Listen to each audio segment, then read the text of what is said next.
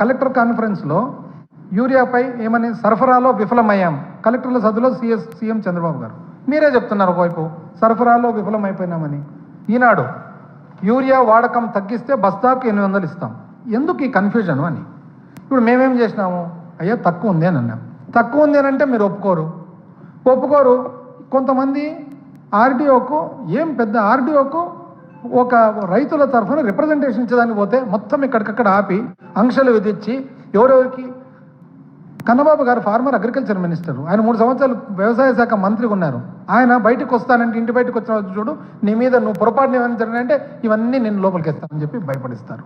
కాకాని గోవర్ధన్ ఆయన farmer agriculture minister, ఆయనకు అదే పరిస్థితి. ఆయన ఇరిగేషన్ మినిస్టర్ పాపం అంబటి రాంబాబు, ఆయనకు అదే పరిస్థితి. ఆయన పాపము అనంత వెంకటరామరెడ్డి గారు 3 సార్లు పాపం ఎంపీగా చేసినారు, ఎమ్మెల్యేగా చేసినారు, మొత్తం వాళ్ళ ఇంట్లో 10 సార్లు ఇప్పటికి ఎలక్షన్లు, ఆయనకు అదే పరిస్థితి. పోనీ ఇది నిజమా కాదా అని చూస్తే ఎక్కడన్నా చూడండి, ఫోటోలు చూడండి, ఎరువుల కష్టాలు. ఏది ఘంటసాల మండలం లంకిపల్లె, ఇది చూడండి, క్యూ చూడండి.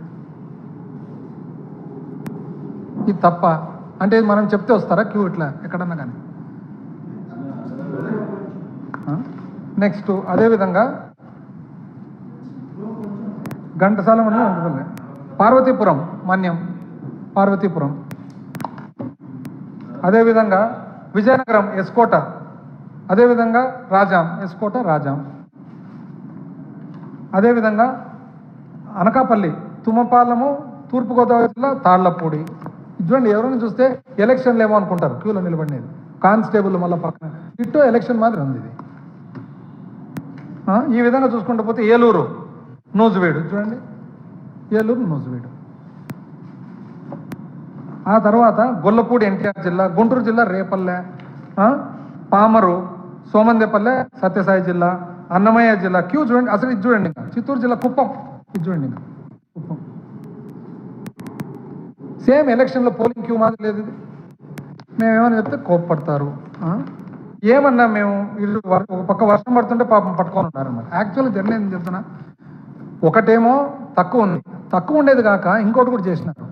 ఆ వచ్చిన తక్కువ ఏం చేశానంటే, అంటే ఒక రకంగా మీకు యూరియా మీరు తెప్పించుకునేది తక్కువ, వచ్చినది తక్కువ, మీరు కీలకమైన పాత్ర పోషిస్తున్నారు. కేంద్ర ప్రభుత్వాన్ని మీరు గట్టిగా అడిగితే ఎట్లా ఇవ్వకుండా పోతారండి? మేము ఆధారమాగా కదా.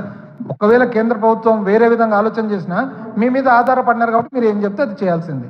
కానీ ఏం జరిగిందంటే అక్కడ జరిగినది ఏమంటే, వచ్చిన తక్కువను తెలుగుదేశం కార్యకర్తలు ప్రతి ఊర్లో ఇబ్బంది పెట్టినారు. వాళ్ళు ఏం చేసినారంటే, బ్లాక్ మార్కెట్లో అమ్మొచ్చు కదా అని చెప్పేసి విలేజ్ సెక్రటేరియట్ ఎంప్లాయీస్ మీద ఒత్తిడి చేసి వచ్చిన సరుకు అంతా వాళ్ళు ఎత్తుకొని పోయినారు. అందుకని అదనంగా షార్టేజ్ వచ్చింది.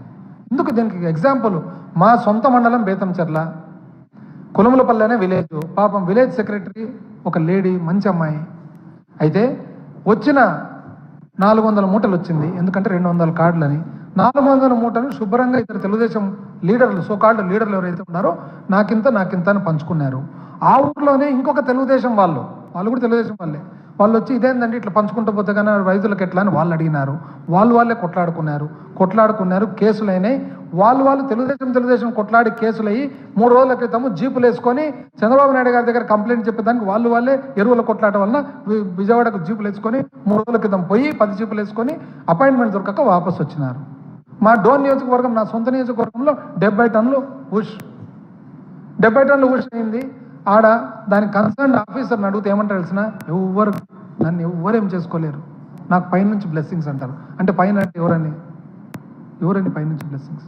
ఇది జరిగినది. ఇది ఇట్లుంటే మళ్ళా రైతుల పరిస్థితి చూడండి. మేమేమని అడిగినామనుకో వెంటనే కోపం.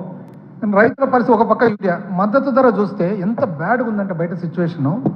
మద్దతు ధర చూస్తే అసలు మిరప అయితే 2023-24 మిరప మద్దతు ధర 7,000 ఉన్నింది. కానీ దక్కిన ధర ఎంత? 21,000 నుంచి 27,000 మిరప. సరే సైక్లిక్. మీ టైంలో మద్దతు ధర, ఇప్పుడు మద్దతు ధర లేదు. ఇప్పుడు మీరు ఎంత ఉంది రేటు? 2,500 నుంచి 8,000.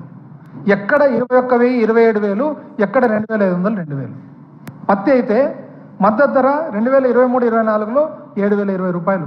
దక్కిన ధర, రైతుకు వచ్చిన ధర 9,500 నుంచి 10,600 వరకు. ఇప్పుడు మద్దతు ధర 7,521, కానీ వచ్చిన రేటు 4,000 నుంచి 5,800. అంటే మద్దతు ధర ఎందుకు అమలు కావడం లేదంటే మీరు ప్రొక్యూర్మెంట్ చేస్తేనా? మద్దతు ధర అనేది ఎప్పుడు అమలులోకి వస్తుంది? ఎప్పుడు దాని విలువ? గవర్నమెంట్ మద్దతు ధరకు కొంటే మార్కెట్ ధర ఆ రేటుకు వస్తుంది. మీరు కొనకుంటే ఎక్కడైనా జరుగుతుందా ప్రొక్యూర్మెంట్? అసలు అప్పుడైతే పండగ మాదిరి 2019 నుంచి 2024 పండగ టైపు. వేరుశెనగ అప్పట్లో 6,377 మద్దతు ధర, కానీ దక్కిన ధర 6,500 నుంచి 7,500. ఇప్పుడు మద్దతు ధర 6,783 అయితే దక్కిన ధర 4,415 నుంచి 5,000. అంటే 2023-24 చూస్తే ఏదన్నా చూడండి, మద్దతు ధర కంటే కూడా దక్కిన ధర ఎక్కువ ఉంది రైతుకు. ఇప్పుడు అన్ని చోట్ల కూడా మద్దతు కంటే దక్కిన ధర తక్కువ ఉంది. ఎందుకంటే మీరు ప్రొక్యూర్మెంట్ చేస్తుంటేనా? ఇప్పుడు ఇది మేము చేసిన ప్రొక్యూర్మెంట్ చెప్తా. 2019-20 నుంచి 23-24 చూస్తే అసలు శనగ, పప్పు శనగ చూడండి ఏంది 3 విడతలుగా 2019-20 నుంచి 23-24 చూస్తే ఇంచుమించు నాఫెడ్ ద్వారా 1,42,155 మంది రైతులతో, మరి సబ్వెన్షన్ అంటే ప్రభుత్వం సహాయము 29,000 మంది, 262, 29,000 అనుకోండి. మరి మార్క్ఫెడ్ ద్వారా 32,650 మంది. అంటే ఎంతమంది అండి? 2 లక్షల మంది పైన రైతులకు ఇంచుమించు ఎంత? 1,470, 119, 2,000 అంటే ఇంచుమించు 1,750 కోట్లు ఓన్లీ శనగకే. మొక్కజొన్నకైతే ఎంత? 1,50,000 మంది రైతులకు ఎంత?